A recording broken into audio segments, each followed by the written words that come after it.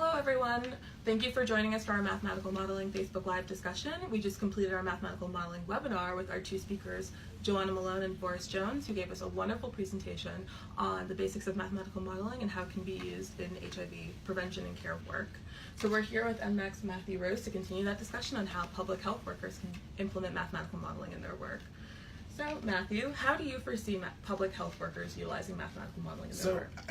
I love modeling conversations, and this might be because I'm a giant nerd, but it is the chance to say, what do we know now, what have we known before, and how can we project that data to what does an effective intervention or program look like. Probably the most exciting bit of mathematical modeling I've done lately is modeling the end of the epidemic in the United States, which has been a really great exercise in figuring out, based on what set of assumptions can we change the paradigm of the epidemic. And we learned some really interesting things in doing so. We learned that care as it is not going to treat our way out of the epidemic. We learned that we actually do need to scale up towards more aggressive targets. And you won't see any of that if you don't create these types of models and learn these types of assumptions. Do you think that mathematical modeling is something that those who are working in like community-based organizations can utilize in their work as well? Absolutely. I think it gives us a shot of saying, all right, if we want X, how do we get to X? And what kind of changes do we have to make based on what we know right now to get there? And if we model, we have a better chance of figuring that out. And it also lets us figure out what progress points do we have to hit for these things to be true. So if I want to reduce new infections by 200 in the next year, I don't have to do the normal thing, which we're like, okay, it's November. Oh crap, we've got to reduce by whatever's left.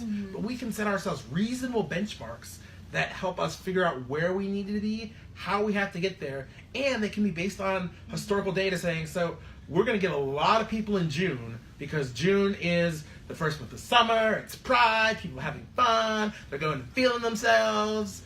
We're not going to see many people in February because February is cold and people are hiding away. Of course, little East Coast bias, this assumes you don't have real weather, but, well, in those Florida people, but that's a whole different story. But we can have a better understanding of where we're going, how do we get there, and how do we measure and hold ourselves accountable, and how do we hold the institutions that are supposed to be doing things for us accountable as well.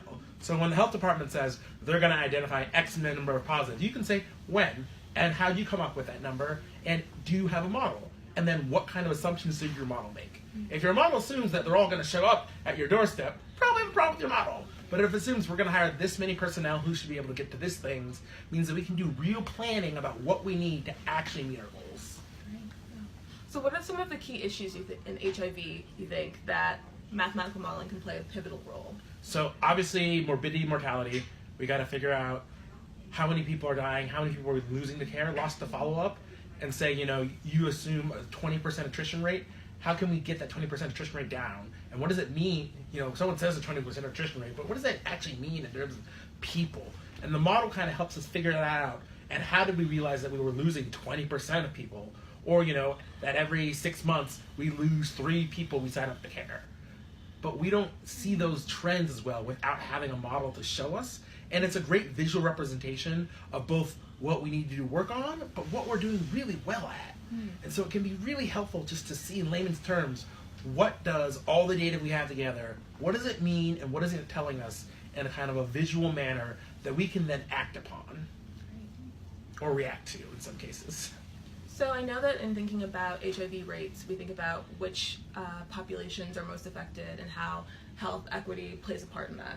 How do you think mathematical modeling can help us advance health equity? So it gives us a sense of if you do your modeling right, so you make the right assumptions, you think about where everyone else on a racial level is by race. So you know where the starting value is. And then you can see if the lines between them are getting equal, or if the disparity stays the same but they're all going down, but the disparity is still there. You know you're not reaching equity, but you do know that you're getting a decrease. But it means that someone is getting a worse outcome.